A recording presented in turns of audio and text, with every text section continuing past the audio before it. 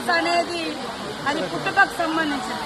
అంటే ఈయనతోటి బీఆర్ఎస్ లో తెలంగాణ వస్తే కొత్త సాంప్రదాయాలు కొత్త విధానాలని చెప్పి వచ్చిన తెల్లారే టీడీపీలో ఉన్నటువంటి వాళ్ళను కాంగ్రెస్ లో ఉన్నటువంటి వాళ్ళను జైన్ చేసుకున్నప్పుడు వాళ్ళు ఏ జైన్స్ అనుకున్నవయ్యా నేను అడుగుతున్నా.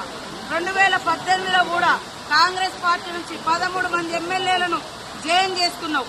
ఇవాళ వాళ్ళ పార్టీ నుంచి రాగానే ఇవాళ రకరకాలు మాట్లాడుతున్నారు. ఫస్ట్ నీ పార్టీలో జైన్ చేసుకున్నటువంటి వాళ్లకు ఏ జీన్స్ ఉన్నాయని నువ్వు జైన్ చేసుకున్నావు. నీకు చిత్తశుద్ధి ఉంటే ఇవాళ కోర్టులో పోయి కొట్లాడుతున్నావు కదా, మరి ఆ రోజు వెంటనే తీసుకొని మంత్రులుగా కూడా చేసారు.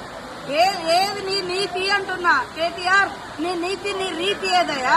ఆ రోజు తలసాని శ్రీనివాస్ యాదవ్ ను సవితా ఇంద్రారెడ్డిని తీసుకొని ఎమ్మెల్యేలుగా తీసుకొని అదే గవర్నర్ దగ్గర తీసుకుపోయి అత్యంత నీచంగా హేయంగా నువ్వు మంత్రి పదవులు కూడా ఇచ్చి రాజ్యాంగాన్ని ఉల్లంఘించిన నువ్వు ఇవాళ రాజ్యాంగ ధర్మాసనం కాడిపోయేటువంటి అర్హత నీకుందా?